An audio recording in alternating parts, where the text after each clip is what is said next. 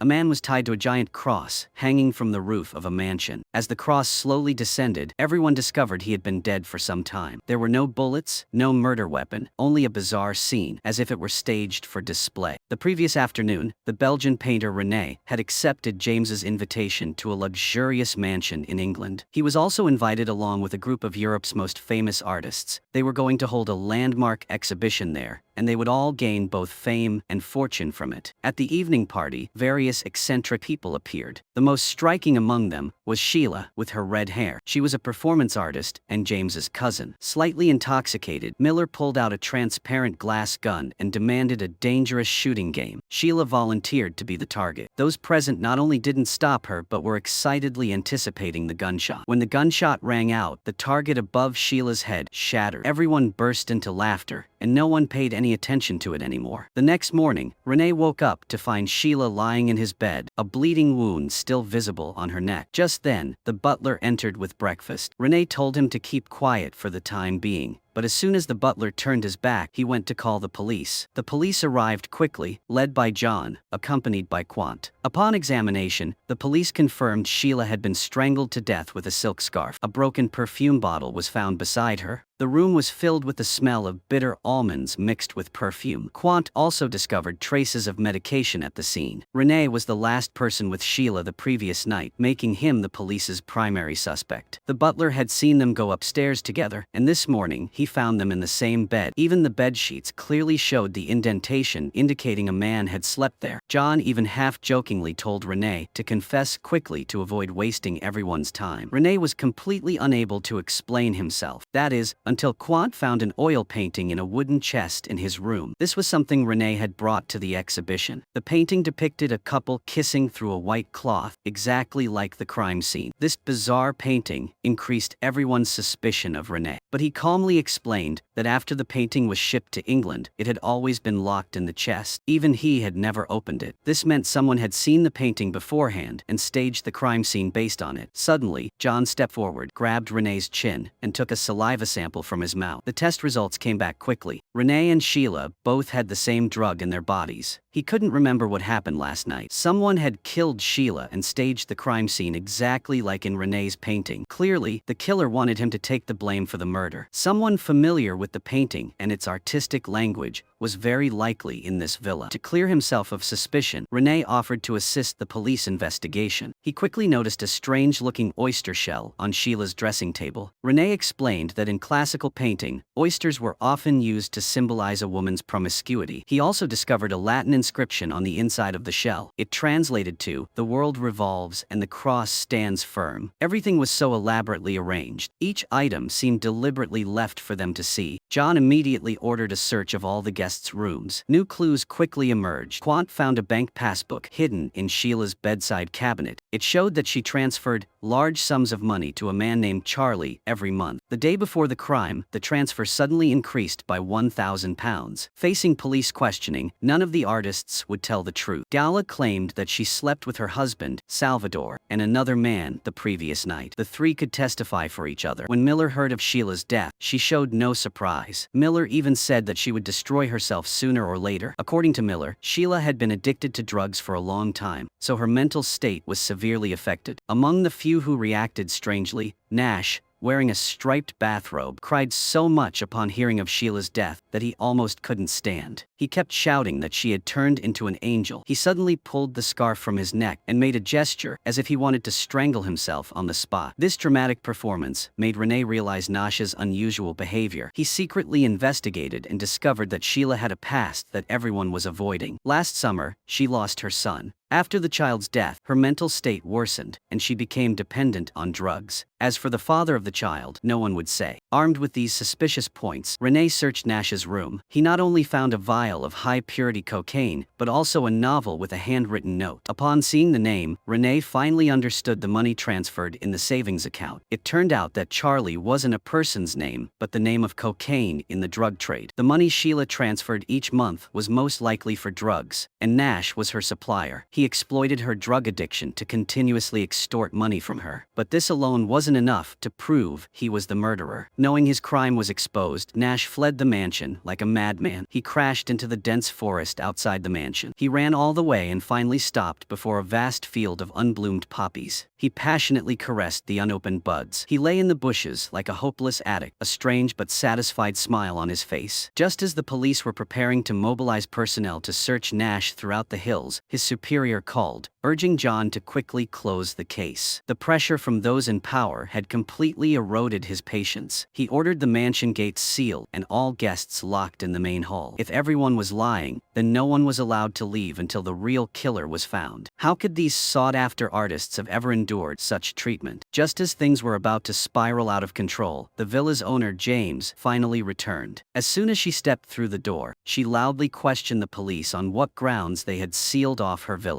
But when the housekeeper informed her that the deceased was Sheila, her earlier outburst vanished. At that moment, a drop of liquid fell onto her scarf. Instinctively, she looked up at the ceiling. At the highest point of the main building in the villa, a figure was bound to a giant cross. When the cross was lowered, the person bound to it was Nash. The series of murders had left James utterly restless. She demanded that John catch the killer within 3 days. During those 3 days, any part of the villa could be searched. She didn't want to see another death there. That evening, the surviving artists gathered in the greenhouse. Some speculated it was an intrusion by an outsider, but everyone knew that whoever could stage such an artistic murder scene was undoubtedly a highly talented artist. In other words, the psychopathic killer was sitting right in their midst, enjoying everyone's terror. René didn't participate in the discussion. He keenly sensed someone was deliberately stirring up trouble. He couldn't stand the atmosphere. He went to a secluded corner of the villa, picked up an old-fashioned telephone, and skillfully dialed a distant number in America. At the same time, the forensic team made new discoveries. Nash had a clear bullet hole in his brain, but there were no bullets in his body. No bullet casings were found at the scene either. John stared at the autopsy report for a long time. Suddenly, he considered the possibility that the bullet the killer used wasn't a regular bullet. This thought quickly caught the attention of the forensic doctor. Through further analysis, they came up with a bold hypothesis. What the killer used was most likely a salt bullet. After being ground and fired into a person's body, the salt would slowly melt as the temperature increased, eventually leaving only a wound. At this point, they immediately thought of Miller, because just before the crime, she had taken out a glass gun. Facing questioning, she admitted to using salt bullets because it was both self-defense and less likely to be fatal. But when Quant asked where the glass gun was, she said she had thrown it away long ago. Quant went to the dressing table and opened her handbag. In an instant, everyone was stunned. The glass gun was neatly inside. Miller had no idea why the gun was there. The investigation became even more bizarre at this point. Meanwhile, René's investigation yielded some results. He discovered a vast field of poppies on the mountain behind the villa. Only then did he understand that behind this seemingly elegant art villa lay another illicit business. Sheila's mysterious funds also seemed to have an explanation. Upon learning of this, John immediately ordered the entire field of poppies to be burned. The police brought in barrels of gasoline. Soon, the flames spread across the sea of flowers, and thick black smoke billowed into the sky. Seeing his hard-won fortune destroyed in an instant, James was consumed by rage. The poppy field on the mountain behind the villa was her most important source of income. Her circumstances were far from the glamorous image outsiders imagined. To maintain the villa, she had incurred significant debts. Now that her source of income was cut off, she was completely distraught. Just as everyone was still reeling from the burning of the flower field, another tragedy struck. The famous artist Salvador suddenly collapsed in the hallway, as if he had just seen something. When they took Salvador back to his room, they discovered several scratches on his back. When Gala saw the wounds, her expression clearly changed. She didn't explain the reason, but simply gave him medicine and lulled him to sleep. But this scene made René realize that the two of them knew far more than they outwardly appeared. As the investigation deepened, René gradually uncovered some past events that had been deliberately concealed. Last summer, a boy named Sebastian had drowned in the nearby river. Since then, the child's mother had become completely addicted to drugs. Even stranger, everyone in the mansion knew the child. But when René asked who the child's father was, everyone fell silent. No one wanted to answer. No one wanted to mention that name. Just then, a gunshot suddenly rang out from the kitchen. It turned out Quat was conducting an experiment. She used the glass bullet gun to fire a shot at a piece of raw meat hanging there. Then the forensic doctor dropped the raw meat into warm water. A few minutes later, the salt bullet inside the meat began to slowly melt, eventually disappearing completely. The experiment's results perfectly matched their suspicions. Nash had indeed died from the salt bullet. But the real problem remained unresolved because the appearance of the glass bullet gun in Miller's bag seemed increasingly like a deliberate setup. The real culprit was still hiding in the mansion, and at that moment, Quant received a call from London. The news from the other end of the line brought the case to a new turning point. To appease everyone, the villa held a farewell ceremony for Nash. The sound of trumpets echoed through the fog. Everyone stood there in silence. More than accepting the death, they were worried about whether they would be the next to die. Just then, Quant brought news. After Sheila's death, she left behind £3 million in inheritance. The heir to this enormous sum was Salvador. The investigation also revealed that he had frequently visited Sheila's residence. To uncover the truth, John and Quant decided to split up. Quant investigated Salvador's background, while John targeted the villa's butler. A file from London indicated that this unremarkable man had been imprisoned for murdering his wife. John quickly found him in the morgue. He was sitting beside a corpse, holding some kind of tool. John approached and discovered that the man was stealing a gold tooth from the corpse. John's barrage of questions and psychological tactics completely shattered his defenses. To prove his innocence, the man confessed everything. It turned out that for the past few days, he had been secretly going to the town's bar to work part-time. He even had a new girlfriend. On the night of the crime, many people in the bar had seen him. This lead in the investigation ended here. At the same time,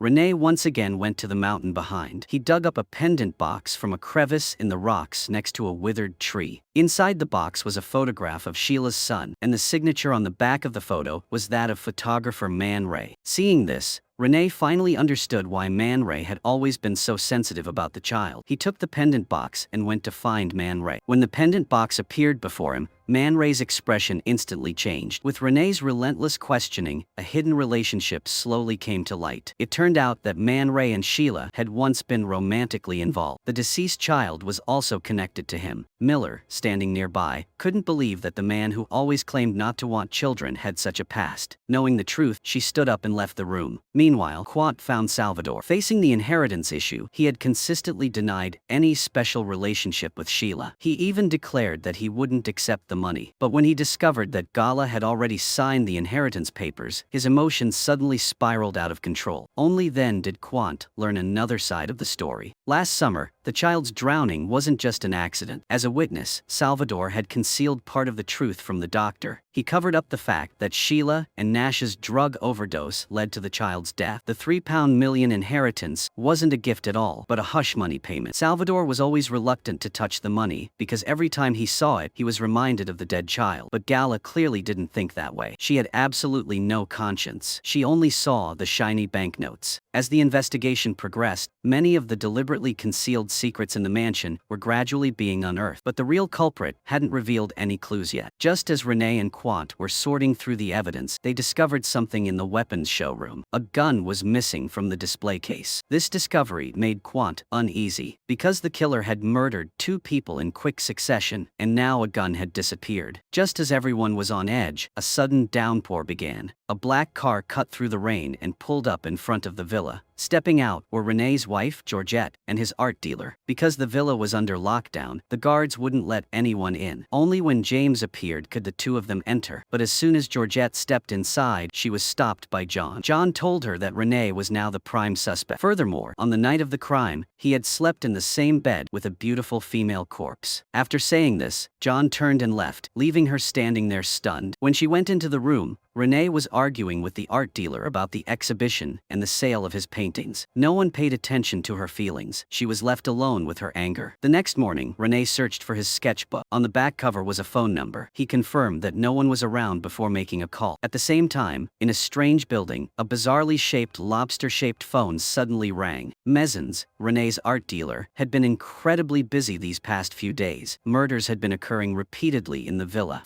Everyone else was worried about whether the killer killer would strike again, but Mezins was only thinking about something else. The exhibition was about to begin. If these cases were linked to René's works, the price of the paintings could skyrocket. Therefore, Mezins proactively sought out James. Their discussion wasn't about finding the killer, but how to use this turmoil to generate buzz for the exhibition. What troubled René the most was Georgette. On the night of the murders, he and Sheila were found together in the same bed. This had already created a rift in their relationship. René kept explaining that he hadn't cheated on her. Everything that happened that night was premeditated. To prove this, he showed Georgette his sketchbook. When she turned to a page, she suddenly stopped, because the model in the painting was herself, and this painting had never been publicly exhibited. He also suspected that if the killer had truly staged the scene according to the painting's setting, it meant that this person had been in his studio before. Perhaps the killer had even seen these previously unpublished works. At the same time, Quant and John were piecing together the details of the case. From the current information they had, it seemed that every person in the mansion was a suspect. More and more things were beginning to emerge. James's circumstances were also gradually being revealed. On the surface, she maintained a life of aristocracy, but in reality, she had long since fallen into financial crisis. Even maintaining daily expenses had become difficult. The poppy field, previously burned down by the police, only worsened the situation. That piece of land was one of the villa's most important sources of income. While everyone was lost in their own thoughts, Georgette and a few guests went outside the villa to clear their minds. René also went along beside his wife. They walked slowly through the forest, making their way in. Throughout the journey, no one mentioned the murder again. But just a few minutes after René temporarily left, Georgette suddenly felt something was wrong. The forest suddenly became silent. Apart from the sound of the wind, there was no other sound. She instinctively turned around. A giant hood made of pink roses appeared before her eyes.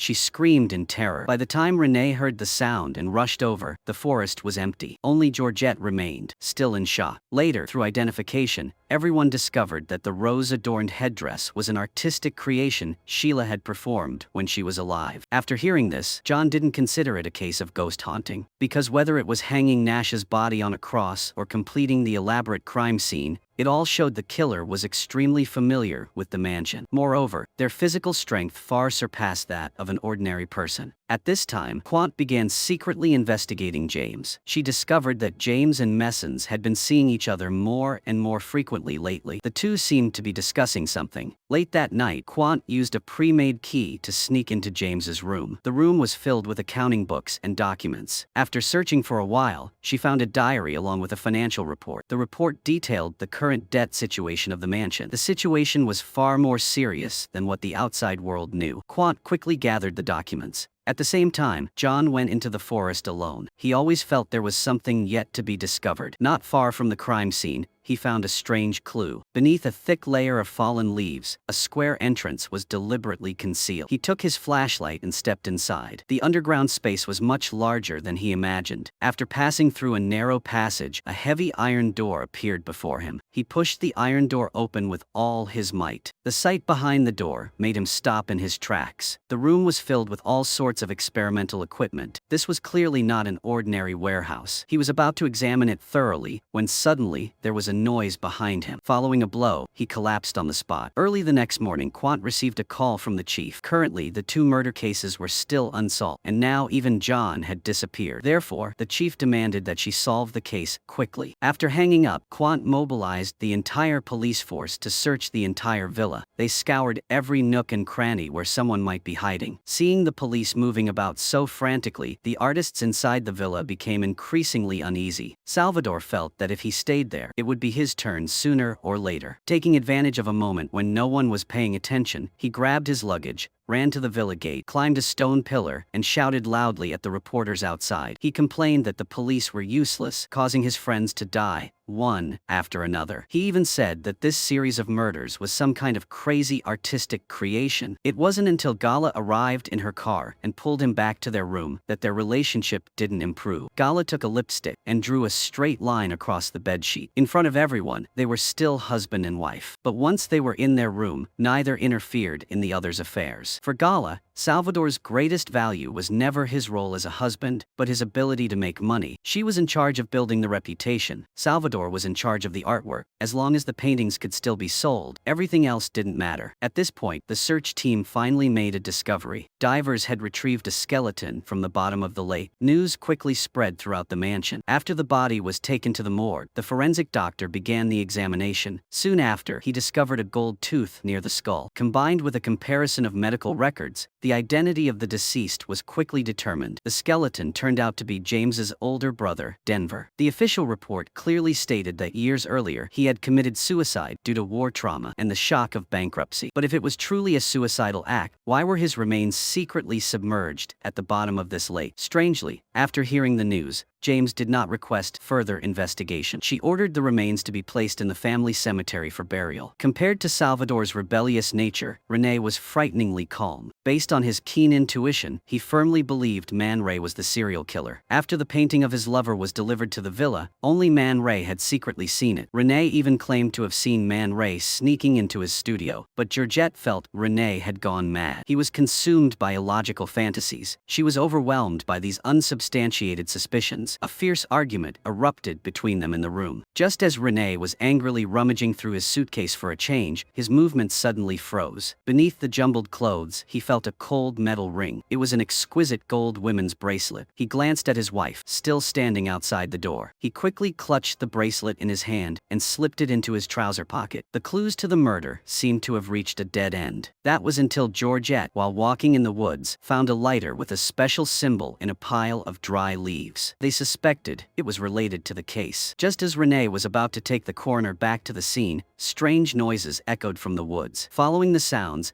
they found a blood-soaked figure staggering out. It was John, who had been missing for so long. He was barely able to stand. Before he could finish speaking, he collapsed. The subsequent autopsy left everyone speechless. The forensic doctor discovered 11 wounds on John's back, neatly arranged in a row, deep enough to reach the bone. This didn't look like a spontaneous murder, but rather like a premeditated act. Quant gazed at the wounds for a long time, and suddenly remembered something. Soon after, she led the police officers into Man Ray's drawing room. There, they found an old iron. Underneath the iron were 11 iron nails, almost identical in size and arrangement to the wounds. Faced with such evidence, Man Ray immediately denied it. He said the object wasn't his. He absolutely did not kill anyone. But Quant didn't want to hear any more explanations. She ordered Man Ray arrested on the spot. In her view, everything could be explained. Man Ray had always believed he was the father of Sheila's child. Only later did he discover the real father was someone else. Anger and humiliation drove him insane. He killed Sheila first, then shot Nash at the dinner party. During the investigation, John discovered the secret, which led to his torture. Add to that Man Ray's passion for depicting themes of death and violence, and the entire logical sequence seemed flawless. The case seemed finally over. The police chief arrived at the villa, lifted the lockdown, and even announced Quant's promotion. Everyone felt a sense of relief, but Rene remained uneasy. He kept feeling something was amiss. He kept watching Man Ray as he was escorted into the police car. Could someone who could stage a murder scene as a work of art really leave such clear evidence? Rene increasingly felt it was a trap set by someone, but no one wanted to investigate further. For James, this was good news. After the police left, the long-prepared art exhibition could finally proceed as planned. If the paintings sold, the villa's financial crisis would have a chance of being resolved. Artists, collectors, and wealthy individuals flocked to the site. In the brightly lit hall, music blared incessantly, as if nothing had happened in the past few days. But the outward commotion couldn't mask the villa's real problems. In the backyard, the butler was pleading with the delivery driver. Because the villa was heavily in debt, the suppliers had stopped delivering goods. The champagne needed for the party hadn't arrived at all. The driver drove away without hesitation, leaving the butler with a helpless expression. To ensure the evening party went smoothly, the butler had to take a few male servants to the abandoned wine cellar to try their luck. Suddenly, one of the servants noticed that the iron door of the adjacent cold storage was open. Everyone was stunned, because that door was normally always locked. The butler slowly walked over. The next moment, his expression changed. A few minutes later, Rene and Quant were urgently summoned down to the basement. Right in the middle of the cold storage room, there was a message written in bright red blood. "There is still one more murder attempt." Quant and Rene stared at the writing on the ice block, neither saying a word. Man Ray had been arrested, and now there was another murder. This proved proved that the real killer was yet to be revealed. The more Renee thought about it, the more uneasy she felt. In the 3 previous murders, the bodies had all been moved, especially Nash's. Hanging an adult man in such a high position didn't seem like something a single person could do alone. Renee suspected the killer must have accomplices, or that there were secret passages hidden in the mansion that they were unaware of. But James didn't want to hear any of this. The dinner party was about to begin, and she absolutely wouldn't allow anyone to ruin her art exhibition. Quant suggested pausing the party to evacuate the guests, but James refused. Currently, the mansion was filled with some of Europe's wealthiest collectors and patrons. If tonight ended smoothly, she would have a chance to pull the mansion back from the brink of bankruptcy. Finally, Quant had to compromise and decided to first calm the guests down and then quietly reinforce the investigation with additional personnel. Meanwhile, the banquet hall had become incredibly lively. Guests who just days ago had been discussing the serial murders were now raising their glasses to celebrate. James even stood in the middle of the hall, giving a speech. Some even proactively brought up the murders, because in their eyes, an art exhibition where someone had died provided even more material for discussion. Renee didn't attend the dinner party. He took his flashlight and returned to the basement. During his previous search, he had always felt something was amiss. The basement was very large, and some sections of the walls had clearly been renovated. He carefully examined the wall, noticing signs of abrasion at the lower edge. Accompanied by a dull, grinding sound, the entire wall slowly moved backward. Seeing this scene, he finally understood why the killer could always act so silently. At this moment, Quant took out the ledger that the police had investigated. Currently, the mansion was heavily indebted. Even the bank interest was almost impossible to pay. The so-called glory of the aristocracy had long since become nothing more than an empty shell. Just as the two sides were locked in a standoff, Renee pushed open a secret door in the corner of the grand hall. When everyone's eyes turned towards it, Renee didn't explain much, only saying that anyone who wanted to know the truth should follow him. Everyone followed Renee into the underground passage. When the iron door at the end of the tunnel was pushed open, everyone was stunned. The room that was originally a storage room had been transformed into an art exhibition room. But what was displayed were the corpses of dead people. Sheila lay on the bed as if she were asleep. Nash was tied to a cross. John remained in the same position he was in just before his death. The 3 murders had been staged as 3 exhibits. Only now did everyone realize that the killer had been staging an exhibition all his own. These deceased individuals were his creations. Renee looked towards the far end of the exhibition room. There stood a glass coffin. The man inside was none other than the butler. The man who usually kept himself humble was now dressed in a suit and lying in the coffin. Quant immediately ordered the glass to be shattered, but it was too late. The venomous snake had already bitten the butler's neck. At the same time, the gramophone next to it began playing automatically. From it came the sound he had recorded beforehand. He mocked those so-called masters. Finally, he declared that this was his most satisfying creation. When the recording ended, he was already dead in his coffin. The case seemed closed. Salvador and Gala received their inheritance. They had already bought their ferry tickets to New York. James immediately organized a press conference to shift all the blame onto the deceased butler. A few days later, Renee prepared to leave. Before he left, Quant returned John's fedora to him. After they said goodbye, the blue convertible slowly drove away from the mansion. Just as the car passed the iron gate, 2 gunshots rang out from a distance. Renee suddenly turned his head. At that moment, he finally understood something. The note about another murder left in the ice cellar wasn't written by the butler. The butler was just a servant. He couldn't have done whatever he wanted in the mansion. Why could he freely use the secret underground passage without any obstacles? There's only one answer. He's found James's weakness. It turns out that years ago, in her desire to seize the entire family fortune, James cruelly pushed her own brother to the bottom of a freezing lake. The butler accidentally discovered this secret, allowing him to brazenly threaten her. He used the mansion's resources to carry out his art of murder. James believed that if the butler died, no one would ever know her secret again. But she overlooked one person, the anonymous chef in the kitchen. Years ago, he had received a favor from Lord Denver. For years, he had been waiting for an opportunity for revenge. The block of ice inscribed with blood was his death wish. At that moment, a trigger was pulled inside the mansion's main building. Blood gushed from James's chest. She collapsed down the stairs. Immediately after hearing gunshots, Quant rushed in and decisively shot and killed the chef who was coming down the stairs. In just a few short seconds, 2 people were killed one after another. This series of murders, which had lasted for many days, finally came to an end. All the scheming, greed, and crimes at this mansion, shrouded in hypocritical art, had come to a final, tragic end. This film has come to an end. Thank you for watching, goodbye, and see you again.